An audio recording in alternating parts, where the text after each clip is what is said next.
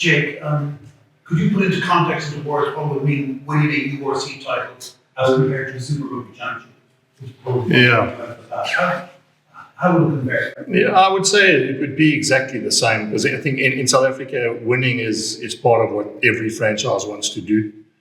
And I'm not talking from a standard point of view. I mean, people have had this debate about is Southern Hemisphere and Super Rugby anything like, URC rugby. I just think the achievement of winning something when you've spent as many weeks as any team has in preparing for a game like this becomes as important as any other competition. The Super Rugby is much shorter. This is a long, drawn-out comp with EPCR and everything thrown in between.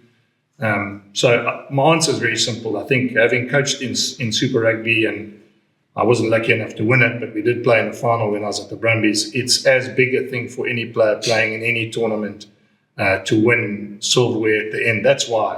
I mean, you guys have read it the whole week about Leinster saying it's serious, and because everyone wants to win some sort of silverware. And it seems as if your rugby public is bought into it as well. Isn't it? Yes. Very much so. I mean, it's quite often surprised us that South African rugby fans seem to be buying into URC almost more than Irish. Yeah. Well, let me say this, Jerry, that one of the things that's interesting, and I've been around a long, long time, is they didn't buy into Super Rugby when we joined it either. They didn't understand it. They didn't know who the guys from Waikato were, and they didn't know the guys from Otago. And then as time went on, they got a better feel for how Super Rugby worked. And URC, I mean, I would be honest and say, they're still not sure about how it all fits in, because then we play Saracens, and then they say, is it a URC game? And then they say, are you playing Northampton? Is that a... But I think over time, they've now realized that it's actually a phenomenal tournament. And you're seeing the best players in the world. I mean, it's no different to what happened when Super Rugby started to take off. They realized you can see Christian Cullen playing for the Hurricanes. And you can see Jonah Lomu playing for Auckland. And I mean, let's be fair, we're playing Ireland tomorrow. Just happen to have a different coloured jersey on Saturday, but we're playing Ireland. And that's probably why South Africa have also tuned in, because they know these players as Irish internationals.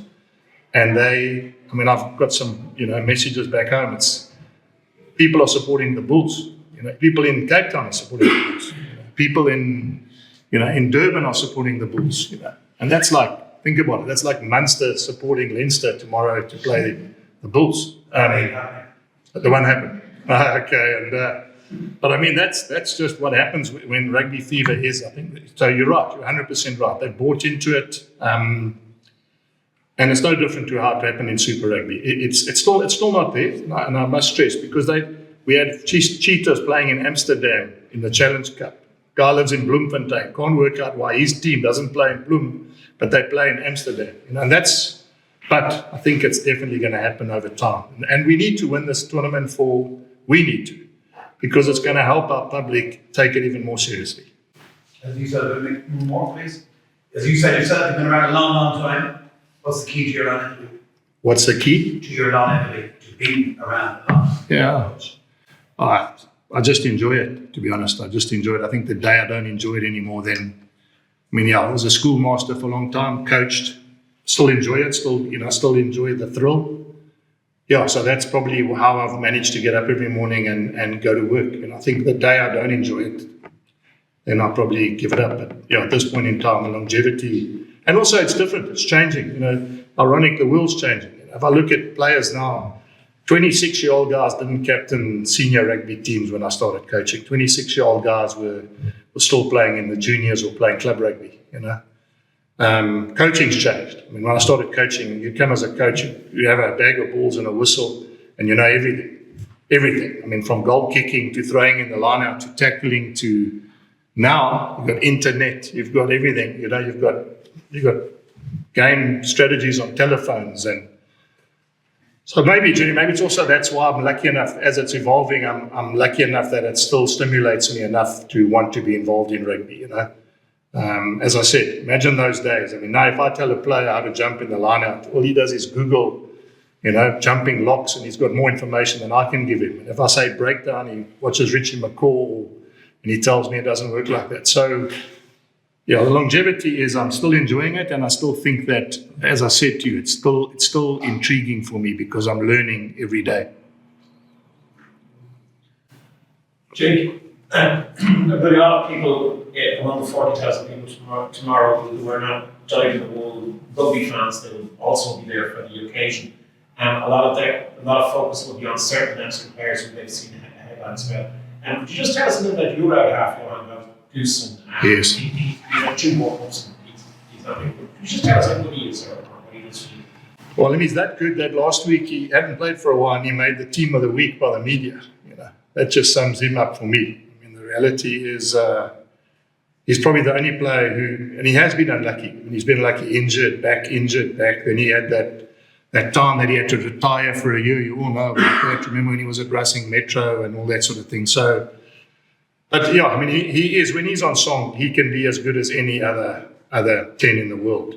And for a guy who's played 13 tests, when he was a schoolboy prodigy, I think people thought he would play 100 test matches. He could do anything. He was quick. He could kick it goal. He had everything. He can pass. He could, And what's probably put him back is he hasn't played enough rugby in the last, 5, 6, 7 years. I'm talking about in the prime of his career, because he's probably about 30, 31 now. 32. That's 32. Okay, 32. Yeah, he would say 30 with 2 years experience. But 32, and probably the peak of his career, which was like 24 to 28, was when he got injured, didn't play for that year, put him back a bit. But I can tell you, I've coached him and I've had him a long time, and I got him to Montpellier when I was at Montpellier, and he can play. And I think he was, in the year that he was at Racing, he played 13 when Dan Carter played 10, and he was the player of the tournament in the top 14. Now, there are not many guys who play 10 that can win top player of the top 14 as an outside back in that league, when you consider how many Fijians and outside backs play 13 in that French league. So, yeah, he's really talented. And to be fair, I know that he only had a few, when I say he didn't have a full game on the weekend. If he plays the full game this weekend, we will be there at the end. Thank you very much. Thank you. Jake, we've seen how important the kicking game, obviously Leinster last week were fantastic against the Glasgow kicking game. That wasn't the game, but also Northampton were able to throw them in the air. I just want to ask how important the kicking game will be at the weekend, especially if the interesting thing with you guys, I'm not telling you something you don't know, the two teams that kick the most are Leinster 1 and Bulls 2. So it shows you, there's a reason why those two teams are 1 and 2. There's a reason why, that strategy works, and there's a reason why we have guys like Kane and Moody that can do it well, and the reasons you guys have James Lowe that does it well. I'm just using 2 names. I mean, Hugo Keenan and all those other players that play for Leinster can do it as well. So how important it will be, that will be very important. It's about, who manages that the best, and the other parts of the game, as you would know, that are all important. But there's no doubt that if you look at the season, and you look at the performance of both these teams, that the team that manages that part of the game is the one that's going to be victorious tomorrow. And how is the unpredictable weather like it is now? Yeah. Well, I just told you I was on my knees this week saying that I would like, when I got here, I couldn't believe the sun shone for 2 days in Ireland. I thought rain must be on its way. So hopefully Saturday it rains. Thank you. Thank you. Any more questions? Can I ask one more, please, if you don't mind? You okay? Jake, Joe McCarthy raised a lot of eyebrows last Saturday after the game when he said that everybody hates Leinster. You mentioned the fact that everybody's rooting for the Bulls in South Africa would be unusual this Saturday. So are Leinster having a unifying effect in South Africa? Does everybody hate Leinster? No. Everyone's in awe of Leinster, Jim.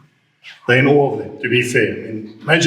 Just read that team. Read it, Porter, and go through the list. It just gets better as you're reading it down the list, You've got no Hugo Keenan, who's played Test rugby, and you've got so there's I think what he says there, it's exactly what top players do say, is that they need to find a way to be better, and they need to find the why of why they want to win. And what he was right is, they don't like us, doesn't matter, as long as we understand what we need to do. And he's right, So We're the same, you know. We're not the most loved team in the world either. Let's be fair. I mean, the Bulls haven't, you know. We wouldn't win too many popularity awards if you went around either, you know. But it doesn't matter. The reality is we've got a job to do, as Leinster got a job to do tomorrow, and it's got nothing to do about who likes who and who doesn't like who. Whoever